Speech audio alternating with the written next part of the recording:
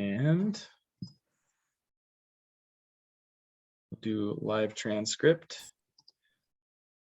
And we're ready to roll. Peter, I'll let you take it away. Sure. So welcome for everyone either watching live or on a recording later. My name is Peter Schmidt. I am a board member with the Lowry Hill East Neighborhood Association. We've, as LHENA, as we're colloquially known, have been hosting a series of LHENA Talks over the last roughly 18 months, ranging in topics from public safety through now. This is our second energy talk.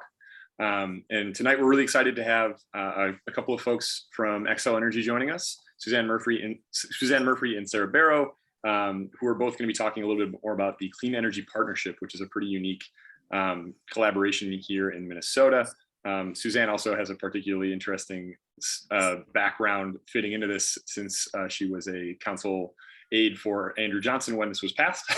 So I'm really excited to hear kind of those perspectives. There's also an interesting member in the audience from CenterPoint, which is always good to have multiple parts of the Clean Energy Partnership here on a call. So I myself work in solar energy, so energy wonkiness can come out from time to time, but hopefully this is also going to be useful for folks who've never heard of the Clean Energy Partnership or are just interested in renewables or the climate in general and want to learn a little bit more about what CenterPoint and Xcel and the City of Minneapolis are doing to kind of take steps forward on renewable energy and combat the climate crisis. So I'm going to stay out of the way. If you have any questions, you can either drop them in the chat and I'll ask them at the end. Otherwise, I have some embedded on my side that I'll kind of prod with at the end. But for the most part, I'm going to let Sara and Suzanne take it away and go from there. So thank you so much for joining us. One last note, sorry, one very important note. These LHENA Talks are sponsored sometimes by our speakers, sometimes not. And a big thank you to Xcel Energy tonight for donating funds for this talk, some of which is going to go to LHENA and some of which is going to be supporting a local nonprofit here just outside of the ward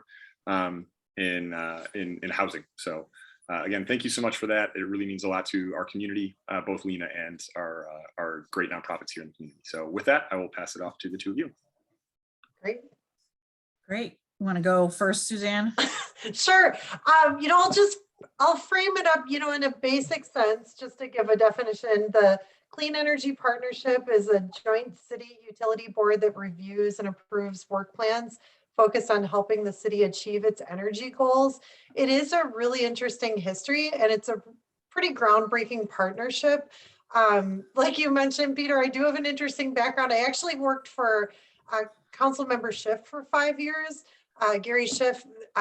So when the city back then, when I worked for Council Member Schiff, was having a conversation around the possibility of municipalization of energy and the city taking over electricity as a utility. And there were other places this conversation was happening in Boulder, Colorado. And the real benefit that came out of that was this deeper conversation about how utilities in the city can really partner and work together on shared goals. It's been interesting though. So I've been at the city for the last 13 and a half years. I worked for Gary Schiff and then for Councilmember Andrew Johnson. And it's been interesting to see the evolution of this. And now being on the utility side of things just since February of this year and seeing this new council come in, this is a very, it's really evolved as I think a lot of the partnership and the conversation and the nuance. I think initially it was just, getting everyone at the table was something new and being on a sort of more level playing field of even talking about shared ways that we could work together. It wasn't just new for Minneapolis, it's kind of new across the country. There weren't that many partnerships like this. And so it's a really unique opportunity. And I think that, the conversation's different when it was initially colored by this conversation around municipalization. And then really over the last 10 years, you see things like in Boulder, Colorado, they stepped away, voters stepped away from the conversation. They invested $20 million in looking at municipalization and said, you know what, Xcel's evolved as a company, is so much more invested in renewables. Let's not go this route anymore. It's not, they stopped pursuing the conversation. Voters actually voted against continuing that. And so that was always kind of, I know in Minneapolis, we were always keeping an eye to what was happening there. And I think things have evolved to where utility companies are very different. Also emissions and carbon production, utility companies are not the biggest, giving off the most, carbon anymore. It's other sectors, it's buildings, it's transportation. And so things have really evolved in terms of finding solutions and where those are. But also, we have a majority new council in Minneapolis, 7 new council members. There's a lot of fresh blood. And, in Ward 10, Council Member Chugtai, when we sat down with her, there was a lot of interest from a lot of council members on serving on the Clean Energy Partnership and really impacting this issue. I think with a council that skews younger, the issue of climate change is so forefront for especially younger generations, Gen Z, millennials. It's much more prominent in their issues. And so there's a lot more of that representation on council generationally. And so there was a lot of council members that were interested in this. And Council Member Chugtai, she was interested, but the reason that she really went after it and was stepping up on this was because her constituents are so invested in this issue and in the Clean Energy Partnership and really value it as a conversation and as a means to get things done. So she's at the table because she really listens to her constituents, and Councilmember Goodman is, also new to it. She's been at the council for 25 years, but this is her first time serving there. And also the city coordinator, Heather Johnston, is also new to the partnership. So there's a lot of fresh ears at the table. And I think it's been a real evolution of well, what do we want to work together on now at this moment? It's a very different conversation than when it started out. The sorts of issues that we're partnering on and can really impact are different. The urgency around climate change and how large that conversation is different. It's just, there's a lot of things that have really evolved about it. And I think that there is really a shared sense of urgency, but also a real shared sense of pragmatism around let's just get some things done because there's no time to waste. So anyway, so it's been really interesting to see that evolution. And Sarah's been at the table during the evolution from the utility. Right. She can give that perspective.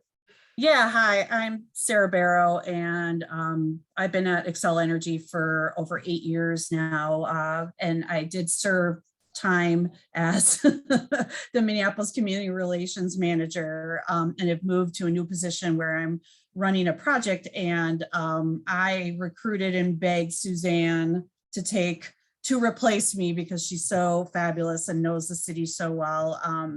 So very happy about that. But yeah, the Clean Energy Partnership actually, it started in 2014, and I started at the company in 2014. So I knew of it, but I wasn't in the Minneapolis person for a couple of years, but I did start getting intensely involved. And, it's really interesting. There's board meetings every quarter. But the staff, the core staff, one person from the city at CenterPoint and Xcel Energy meet every week.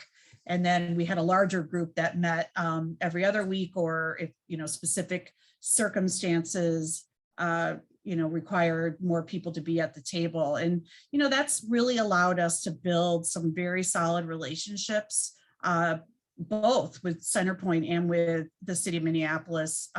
There's been some really tough conversations, tough times, many days I wanted to pull my hair out, but in the end, the goal is to get stuff done for the residents of Minneapolis in terms of climate change. And the city's got its own climate goals that I can't remember what year it was. It might've been 2015, where they passed the resolution, Suzanne, you might remember, to be 100% renewable. So that's been kind of something we've been working with them on, trying to help figure out how the city can meet that goal. At Xcel Energy, we have a growing percentage of renewable energy coming onto the system that we're adding as part of our carbon-free goal by 2050. And customers can actually take that amount. I think it's 30, I cannot remember for the life of me, but I think it's 30% now. It's going to be 60 by the end of the decade. And it's called certified renewable percentage. And so, the city was really happy that they could, claim a certain part of their energy mix as renewable already without having to do anything. So I don't know if that's helpful, but that's just some background on that. We can answer more questions specifically about things. 2013. I was going to just chime into a big piece of the Clean Energy Partnership is the working on the climate action plan. So the last climate action plan was in 2013. And now it's evolved where it's going to be a climate action and equity plan. And so there's going to be engagement through 2022 and adoption is likely going to happen in early 2023. So that's another sort of related piece. That's a big conversation. And by the way, I just dropped some things in the chat there about the renewable energy goals from the city. We're in 2018. Yeah, just real quick, there's actually a website, the Clean Energy Partnership website, which is not super fancy and not really out there, but we can probably put the link in the chat as well. And there are annual reports on that website, I believe, for every year that the Clean Energy Partnership has been. Sorry, I'm looking at the question. So those are on there and they're pretty dense. I mean, we do report out on a lot of things. Okay, so that question, I just saw, is the city on track for its renewable energy goals? Is that what the question was? Sorry, Paul. Yeah, I was just curious if the city was on track to achieve its the 2023 goal, considering that's coming up, about regarding the renewable electricity. Yeah, so it's interesting for the city. We have a product called Renewable Connect, where you can subscribe, and WindSource, some of you probably subscribe to that. I subscribe to that, where you can claim renewable energy, that you could claim those RECs. You can claim that you have renewable energy. In the city does their calculations, everyone sort of does it differently. So I believe some of the renewable connect has fallen off, some of the subscription, and I think a larger part of the subscription, am I right, is falling off in 2023. But I'm not sure, I'm not privy if there's conversations if they want to continue that subscription, because the city, it's it's challenging. I mean, you can't put wind turbines in the city of Minneapolis. Yes, 23, 27. Thank you, Peter. Right. So a chunk is coming. I think the smaller chunks coming off in 2023 and then 2027, they're keeping it. And we may be renegotiating more. I'm not sure. Okay, we are. Peter knows better than me. So one of the things the city does is they count their solar garden subscriptions as renewable energy, even though in the utility world, that's not how that works. If you subscribe to a solar garden, you're just purchasing a portion of that output that gets put back on the system that you can use as a credit on your bill, but you're not actually, the Public Utilities Commission insisted that the company retain those RECs for the customers because they're the ones paying into it. So, the city does that, that's fine. So I'm not exactly sure where they are now, but I know that they've probably got some work to do and they've had some RFPs out there. It's been a long process since like day one I started working on this issue. I'll add full disclosure.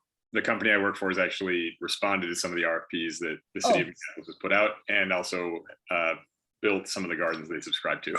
Do you? That's fine. Do you work for US Solar? I do. Okay, all right, sorry. I saw the RFP.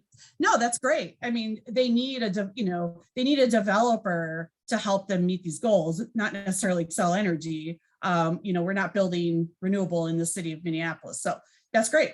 Good to hear. So that's why you know a lot about it. Yeah, it's a lot of. I was going to chime in with a little bit more about the Clean Energy Partnership this year. So just to kind of bring you up to speed, and sorry, Peter, didn't mean to interrupt, but so Q1, we had our first meeting, and there's all these new folks at the table. So just establishing, the mayor serves as the chair. Bria Shea from Xcel Energy serves as the vice chair. She's our regional vice president of regulatory. And this is typically how it works. We kind of rotate. It's the mayor is the chair, and then somebody from the utilities as the co-chair, and or as the vice chair. And before this, it was CenterPoint Energy. And so we just switched off. But this next quarter, in quarter two, we're going to do consideration of a final 2022-2023 work plan by the board. And so some pieces of that include residential energy efficiency and electrification. So that's things like increasing existing efforts or launching new efforts, integrating across programming to accelerate energy retrofits. That's towards the city's goal of 75% of homes by 2025. So integrating new electrification opportunities, leveraging data from the city's recent energy disclosure policies and programs that were recently passed and implemented. And then also commercial and industrial gas use reduction. So again, it's kind of like increasing existing efforts, launching new efforts, integrating, but integrating new electrification and district energy opportunities, kind of bigger picture take on that. And then looking at renewable and electricity. So collaborating to help Minneapolis meet its goal of 100% renewable electricity with an emphasis on local solar by 2030. So just kind of looking at, what are the barriers to that? How do we remove them? How do we address them? How do we collaborate on that? So those are kind of the low hanging fruit that kind of make sense for everybody to work on together. So Suzanne, Peter had a question about the energy disclosure. Yeah, I know what it is, but you might have good information on it. So wait, do you want me to give the 101? Let's see. Well, I can do I'll do the 100,000 foot level and then you can get into it. So essentially the city passed an ordinance a couple of years back requiring that residents be able to see roughly what the energy costs in the unit that they're unit or home that they're planning on renting are. And it's turned out to be pretty complicated because of privacy issues. For larger buildings, we were able to figure out something pretty quick, and we work with closely with CenterPoint on that. But for the smaller 1 to 4 units, it was much more challenging, and there ended up being a privacy docket at the PUC. But I believe that's been figured out. Good. Yeah, so it's going right. It was kind of a sticky wicket on like, how do you, for the really large buildings, like Sarah said, privacy, no problem, like you can figure it out. But for those 0 to 4 unit, where they were able to slice the data in a way that protected privacy, but it just was a little more complicated on how to get there. A little, couple years of work, yeah. But it's basically just making home energy easier to understand by providing an energy disclosure report at the time of sale included in the TISH report, the Truth and Sale of Housing report that you get. So sheds light on potential operating costs before you buy a home, but also let me just look a little more granular. It's just for renting. There was already, when you buy a house, you already get all that. Yeah. So let's see. So quick question, Katie Jones. Is this Katie Jones from CEE who's on the line? Yes, it is. Hi. Okay, good. That's great. Hi, good to see you. I just figured from EVAC. Home Energy many hats. Yep, exactly. Good to see your name. Yep, sorry, I'm biking, so I'll just be listening in. Oh, and I was going to say, for anybody tuning in now or later, Katie Jones is your representative on EVAC, which is the Energy Vision Advisory Committee, which has 15 members that serve 2-year terms each. And that's basically an opportunity to collect community feedback that feeds into the Clean Energy Partnership. So Katie Jones is the Ward 10 representative, and you're well represented. She's great. Does a great job.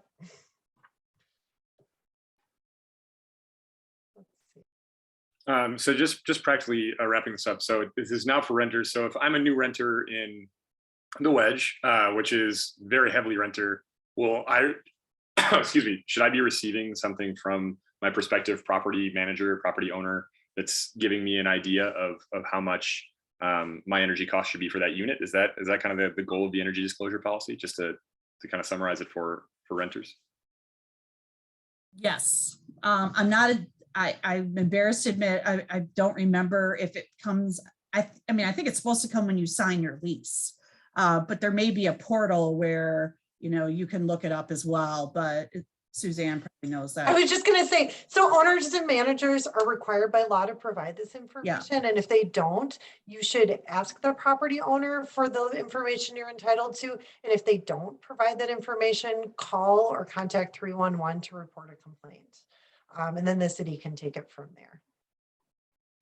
Very cool. So especially it in a should neighborhood, be disclosed. Yeah, especially in a neighborhood that's so heavily renter. That's a really good resource for us to know, because I know energy costs can definitely swing what your actual rent is by quite a bit. So that's really cool. Definitely.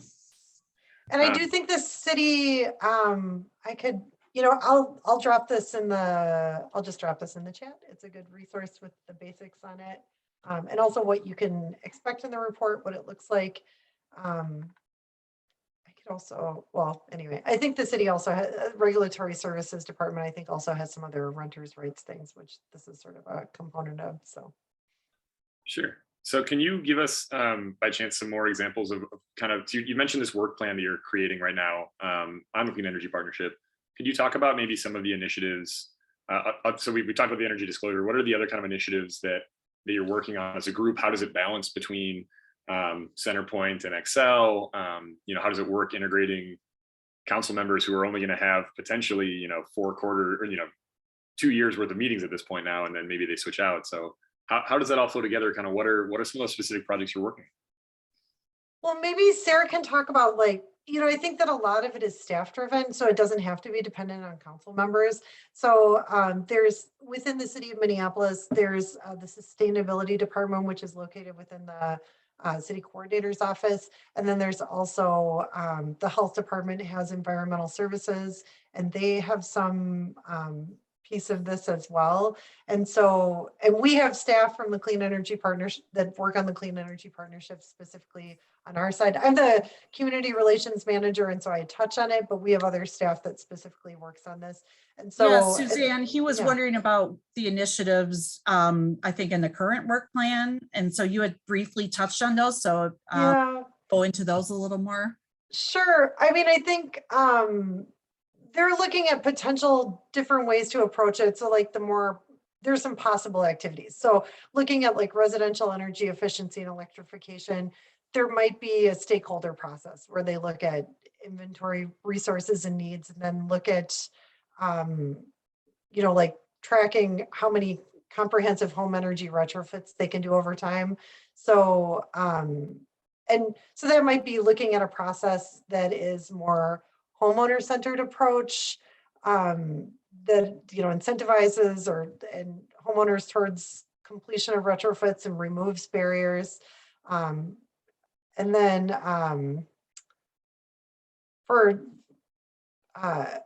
let's see, and then, I think some of it is, I don't want to get too much into the weeds, it's sort of but let's see, with, commercial and industrial gas use reduction, it could be things like we have a biochar project where our tree trimmings from Xcel, when we trim around the wires, we have all these tree trimmings. Those can be used as part of biochar to sequester carbon and reduce facility gas consumption. So it's and then CenterPoint has some energy innovation plan opportunities with commercial and industrial.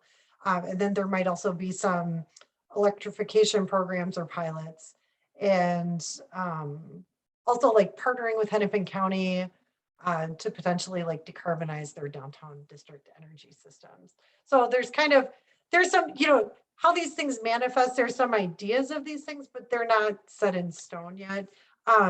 Also renewable electricity, if you haven't heard about it, the Resilient Minneapolis projects are very cool.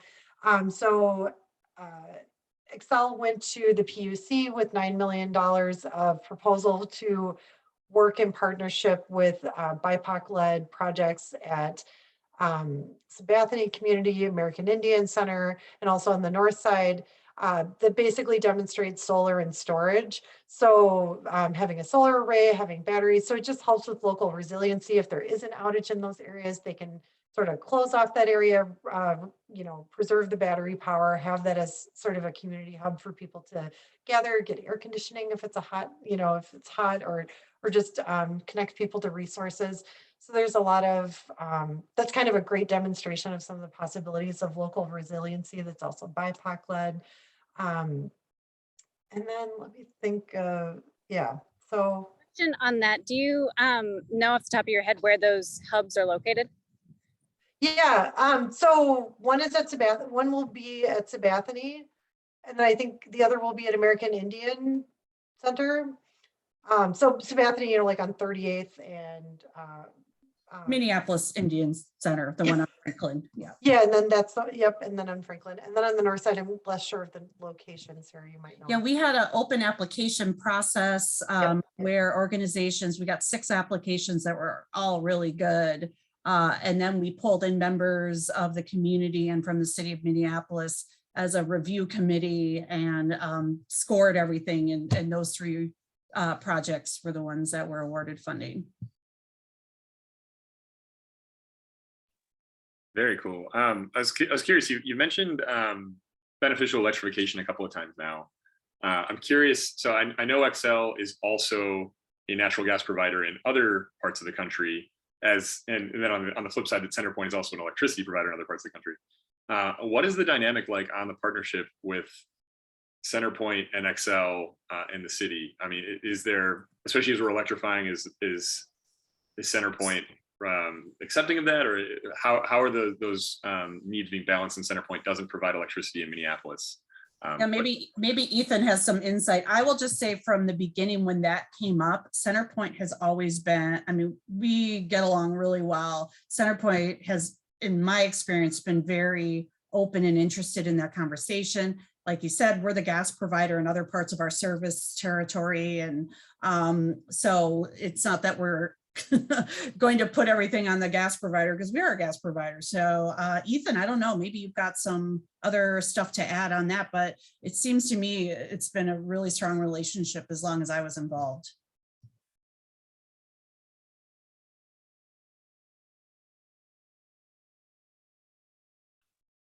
We might have lost Ethan for a second, but maybe he can come back. Or not, yeah. Maybe you can come back and share it a little bit later. But I appreciate that. I've always been curious about that. So I mean, I know I've been working on electrifying everything. We've got mini split heat pumps running in the background right now, and nice. Do some of those things. But I can understand that with multiple stakeholder groups, there's going to be different priorities. Yeah. Oh, there he is. You there now, Ethan? Here, but we can't. But he can't. We can't. Okay, he can't say anything.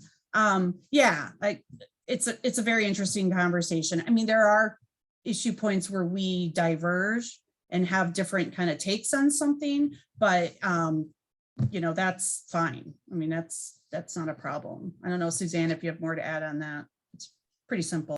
No, I feel like just in general, it's been pretty collegial.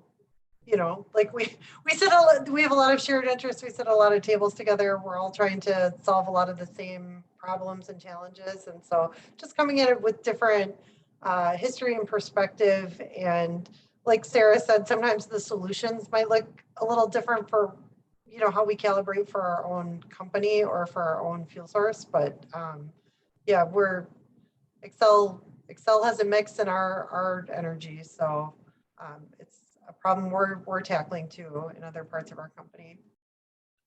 Great. I want to pivot a little bit. So I felt myself drifting a little bit towards topics that maybe are less pressing for our neighborhood. Could you speak to maybe what the best opportunities are for neighbors to get involved? So, you know, if a Wedge resident wanted to learn more about Clean Energy Partnership, wanted to participate, wanted to bring ideas forward, or just participate in generally Xcel, CenterPoint, and the city's kind of move towards a renewable future, a climate fighting future, what are some tips you have, or what's the best way? What are some options for us to get involved?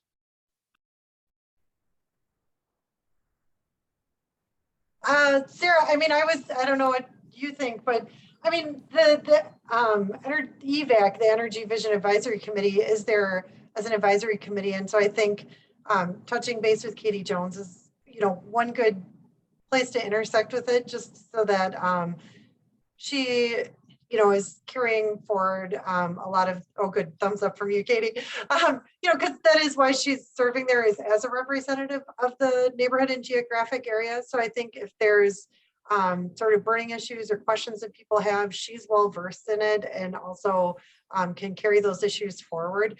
Also, Councilmember Chuktai is like so great, and she loves hearing from constituents, and she's at the Clean Energy Partnership meetings, she's at the table. And so if there are things that are really coming to mind, it's good for her to know, so that she can ask those questions firsthand at the table. And I think, either of those are very direct routes to having a voice, but also having questions answered if there's things where, but I think that sort of, in terms of like democracy participation, the city is sort of the place where residents really plug into their elected representatives, or their, Katie's their representative as well. Yeah, that would be my recommendation.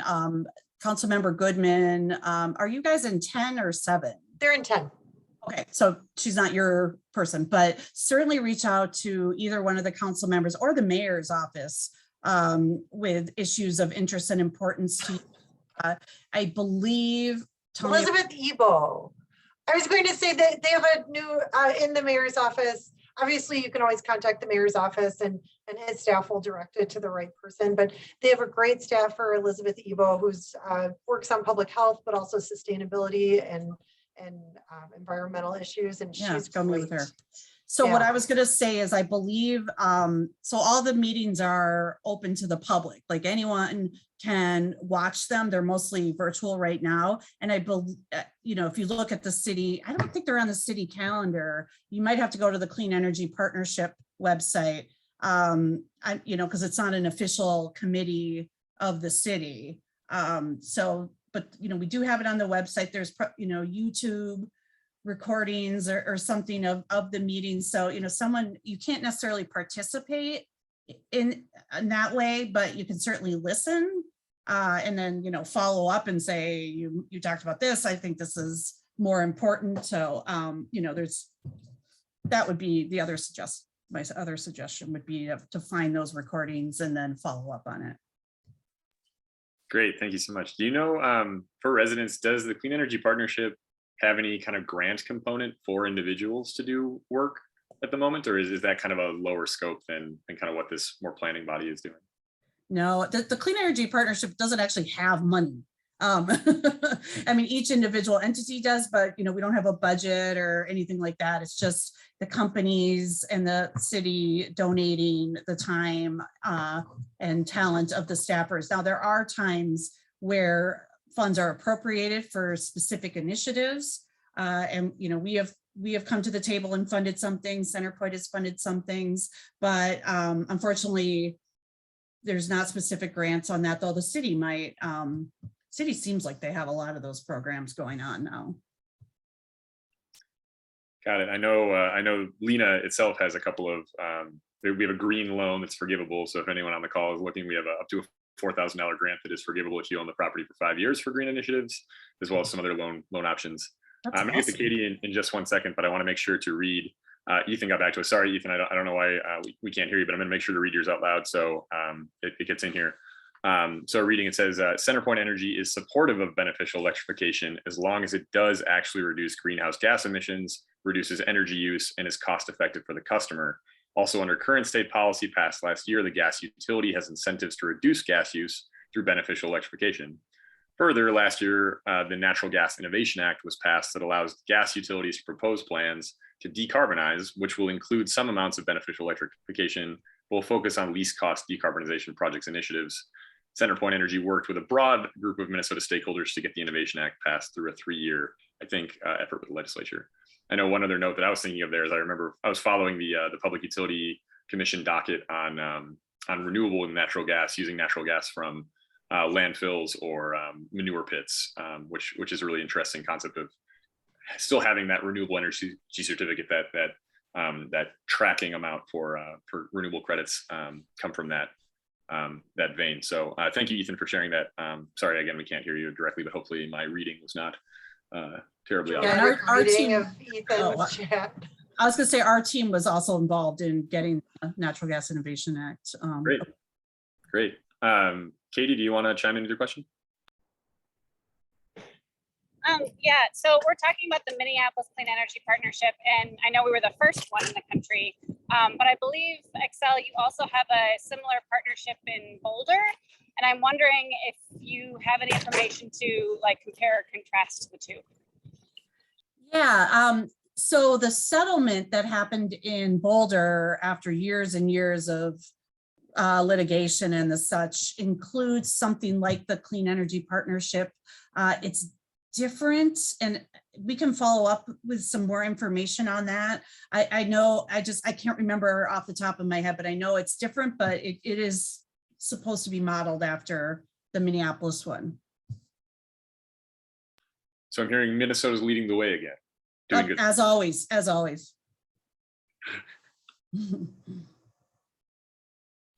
Again, just kind of going back to, I know I catch it, but for the benefit of those watching this later, can you just quickly describe what municipalization means versus what we have here in Minnesota with the regulated utility? Sure. In the case of Minneapolis and Boulder, actually, it was, because some cities out there run their own utilities, like Minneapolis runs the water utility, obviously, and they have their own. I actually don't know of that many, if any in Minnesota, because there's 3 investor-owned utilities and then all the co-ops, and we call them the munis. Yeah, there are some municipally owned. They're usually smaller towns or cities, but at that time, the city did not feel like either of us, CenterPoint or Xcel, was, helping them to meet their goals. There was not a collegial relationship, I believe, in any way, shape, or form. It's all before I got here. So of course, Suzanne and I have fixed it. But and so it would basically say, you guys have to leave. We're going to take over running. It's kind of hard to understand it in some ways, because it's not like the city would take over any of our generation. So they would have to purchase our equipment that's in the city, which is all the lines and the poles and substations and all that stuff. So they would have had to purchase that, and then maybe make it easier for them to go to outside resources like US Solar, some of those, to get their generation. And then, they would manage the billing and manage all of that, but they would have to purchase our assets in order to do that, and probably still buy some energy from us. So. And Sara, correct me if I'm wrong, but I think my sense of things as sort of someone a bit newer to this is, when you go, like when you're traveling around or whatever, there's sometimes these smaller areas that a smaller municipality or something where they run their own electrical company. Yeah. But typically it's been a trajectory where that's always been the case.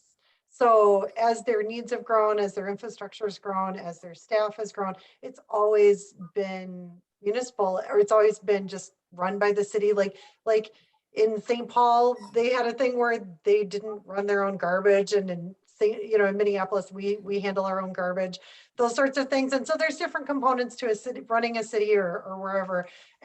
But this whole idea of switching from having a company do it to municipalizing, it's just a lot rougher or more complicated process than if you had just had that continuity the whole way through. I just think it's a very big undertaking. It would have been extremely costly and a nightmare, frankly, for the citizens of Minneapolis. And again, I wasn't here at the time, but I know we did some survey work, and the citizens of Minneapolis did not want the city to take over their gas and electric, take that over. So that sort of helped. And again, great thing came out of it. We have a much better communication relationship. We are all actively trying to help the city meet its various different goals. And it sounds like that wasn't really the case before. So good stuff came out of it. But, I think to do that, no one had ever, I don't think it's been successfully done we thought Boulder was going to be the first, where a city has kicked out its, private utilities and taken it over. I could be wrong, but that's my understanding. Yeah, I just found myself using some jargon on municipalization. I figured we should bring it back. I think one of the bigger municipal utilities in Minnesota is Rochester, that I'm aware of, Rochester Public Utilities.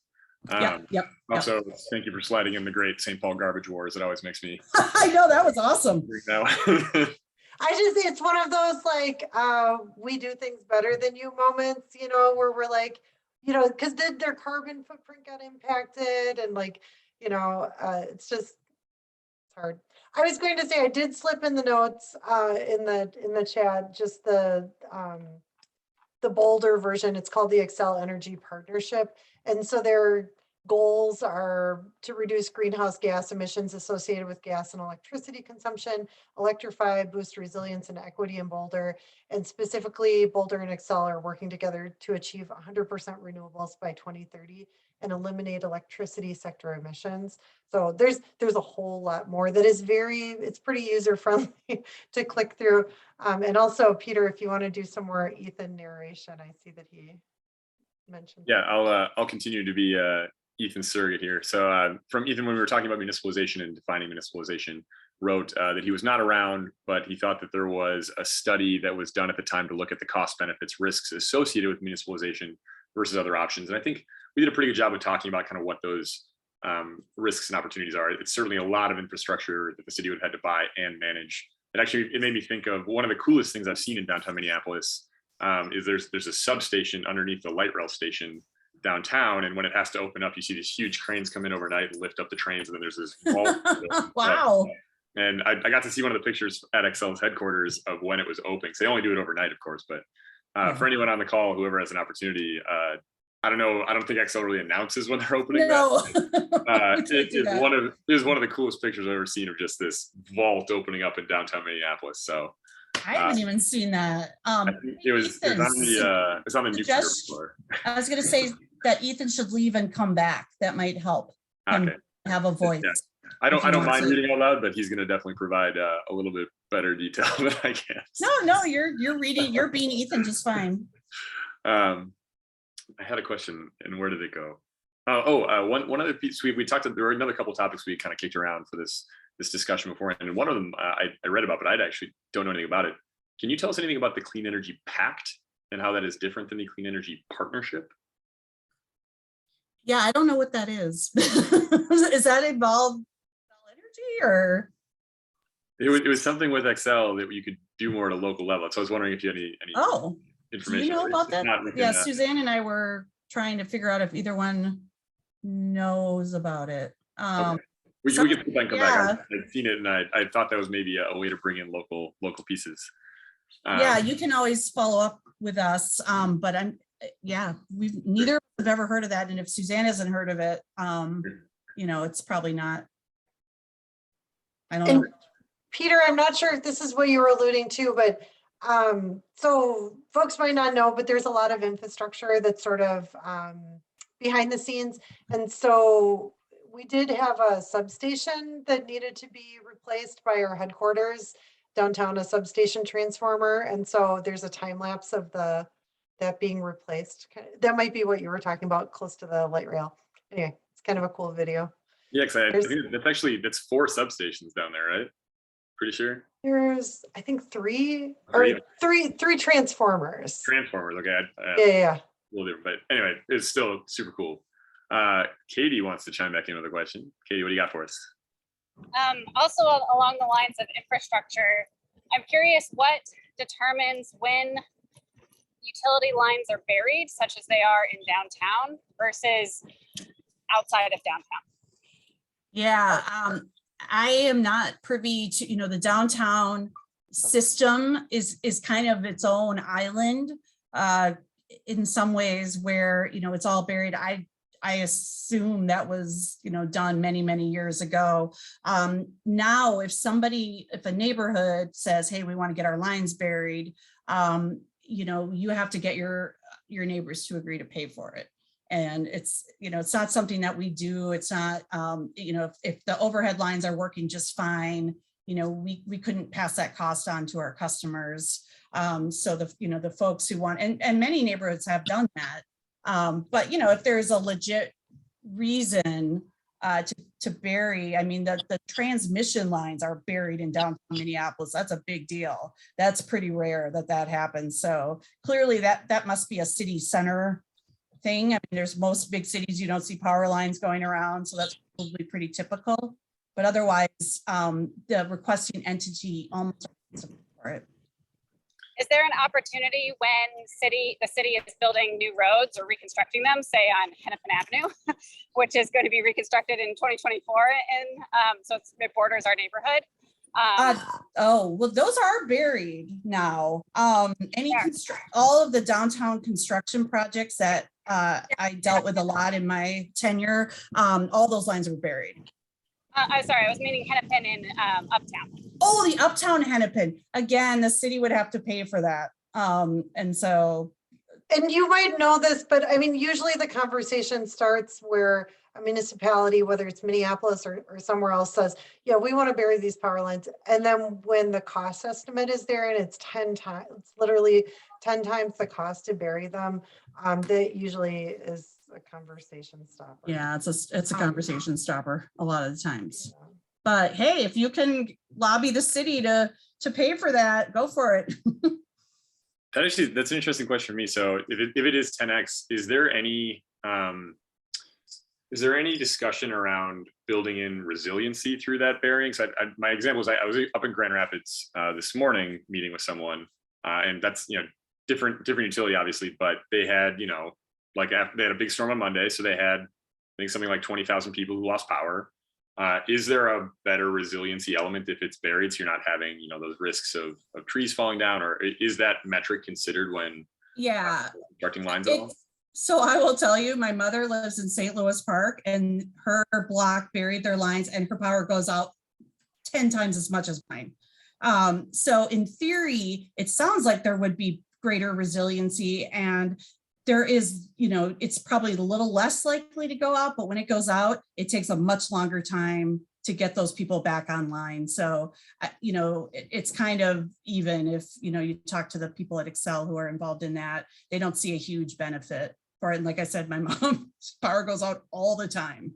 Interesting. Is that because somewhere above ground elsewhere is having the trip, or like how's the underground? Yeah, I think in that case, just this last big storm we had a month ago or something, and her power was out for 4 or 5 days. There was actually a power line in the neighborhood that was uprooted. And so they had to replace that one before they could get people back online. So whether or not it was undergrounded didn't matter. I mean, it still went down. Sure. Got it. It's interesting. There are other aspects that I don't find are talked about very much. Let's say that you have above ground lines. The life of the wires is about 50 years, and they're able to, there's heat generated on the wires when they're out in the open air, no problem. But when they're underground, it cuts the life in half to 25 years because the heat generation, it doesn't have as many places to go. And there's other issues, so that like Sara mentioned, when you do have an issue, it's really a lot to go. It's very invasive. It's a lot to go in and get them, and it's a lot more cost and it's a lot more time. So I don't know, it's interesting. The more for being on the utility side of things and asking a lot of questions and understanding more of the details, it's not as cut and dried as you might think in terms of the pros and cons. It gets a little more, there's additional factors that I hadn't heard about before, like the life of the wires or other factors to consider. So sure. Are there other resilience measures that Xcel's been working on? I know I'd seen after the campfires out on the West Coast, you're seeing a lot more discussion of tree maintenance along lines. Are there any kind of those initiatives that Xcel's looking at to boost your resilience as our weather gets a little bit weirder? Yeah, so I mean, this is, it's one of those issues of the new economy. We do have a tree trimming program, a vegetation program where, parts of the city, parts of our service area are targeted each year, and they go and check the lines and trim the tree if there's any branches and everything, because it basically takes, in theory, 5 years for those to grow back again. But Suzanne, correct me if I'm wrong, but I know our vegetation, we contract that out, and I believe they're having just straight up staffing issues. I mean, I think there's a lot of, I mean, Minneapolis Forestry is also similar, or like Minneapolis Parks Forestry Department is similar. It's just, it's definitely, it's hard to keep up. So yeah, I do think, yeah. What we are taking advantage of technology in a big way. We have several dockets, the IDP, I always forget what that stands for, but we have smart meters that are coming up, more technology, and so the company is definitely always trying to be on the forefront of whatever technology will make the power more resilient. We don't want to go fixing things all the time. Hey, Peter, I know you wanted us to touch on a couple other things. I don't know if you want us to do a quick thing about like home energy squad stuff or residential services or energy assistance. Yeah, we that'd can be always great. touch on those things quickly if you like. I would love that. One, before you jump there, since I actually do think there's one other piece that was just mentioned that would be relevant. Can you just define a smart meter? Because that's something you are seeing to see in residential applications, and then kind of pigeon in from there into home energy squad stuff. Yeah. So there's pilots going on right now. There was actually a pilot a couple of years ago. It's called the time of use, and people who are participating in that, and there was a big chunk of Minneapolis. We actually set the area, and it was in the more core kind of around Lake Street kind of area, that they got smart meters. And then there was a pilot if you could save money using energy different times a day. And now there's just a getting smart meter pilot that I don't know. I know I'm getting one, and that's because I live in Golden Valley. It's not because I work for Xcel Energy. I was kind of psyched about that. So, and there's one in Colorado. So we're rolling those out. I'm not sure when, yeah, sorry. I know, I was so excited. Anyway, we're rolling those out, and those technologies, it takes people a while to adapt. Well, actually the smart meters are the ones outside of your house. And so that's really, there's issues with the old meters in terms of, having errors or something, I don't know, but, to be able to like very accurately pinpoint when energy is being used and where, like in theory, there's going to be a phone app and I can see like which appliance in my house is using the most energy. I mean, it's pretty cool. But so home energy squad, you have an interloper, nice. Home energy squad, Suzanne, basically it's a partnership between CenterPoint Energy and Xcel Energy all over our service areas to assist people who want to become more energy efficient. We have a couple things, Xcel Energy will do an energy audit if requested, where somebody will actually go out and to a business or a large community center. We had done one at Sabathany and see where opportunities to save money are. But Home Energy Squad is really about coming out to the home, looking around saying, you can change this many light bulbs, your insulation needs, you need to add more insulation, all the things that will save money on both the electric and gas side. And Minneapolis has been, I don't know if they're still doing it, but in the past, because it's free for them to come out, but you have to pay for the upgrades, obviously, like a shower head. There's like a new shower head. Minneapolis was actually paying for that $100 fee for a while, which I thought was really cool. And we're trying to get the word out for people to get out there. But I mean, it's an amazing program. Our buddies at CEE, we love them. They run it really well. It's a great workforce training opportunity for a lot of people. And it's cool. I was going to say during pandemic times, they've pivoted. And so there is virtual visits you can do initially. And then like Sara was saying, it's cool. Like I had them come to my house. They put the blower door on. Like one of my friends drove by and was like, what is going on at your house? But they can check your hair, for leaks and things like that. But then they can they're so good at what they do. They can just kind of look and say, well, here's some opportunities for you. And then they can help identify resources for that, if that makes sense. So, and I dropped it in the chat just so you have that as well. Home Energy Squad, definitely. I have a soft spot in my heart. 12 years ago, I was a door knocker for Clean Water Action, who was contracted by NRP to do signups for, or NEC, sorry, to do signups for home energy squads. So, and one thing I'll quickly say on that this is one of the things that kind of vexes me is, you know, more than half of Minneapolis residents are renters. And you know, a home energy squad can come to an apartment, but there's not a lot they can do other than give you some new light bulbs, maybe a new shower head. If the building needs updated HVAC systems, you know, that's on the landlord to do that. So that's as far as they can go with renters, which I think is probably to me, it's frustrating, but changing all your light bulbs can make a huge difference.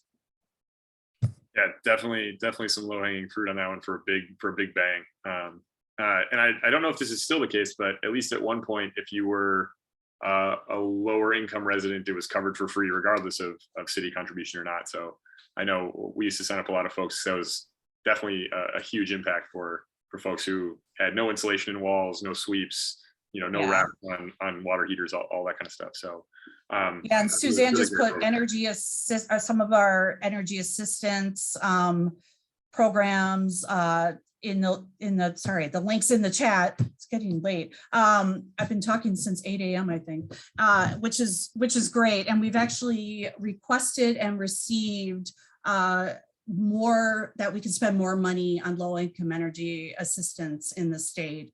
And you know, the state has programs. There's LHEAP is, you know, you have to have a pretty low income threshold to qualify for LHEAP, but it's still a lifesaver.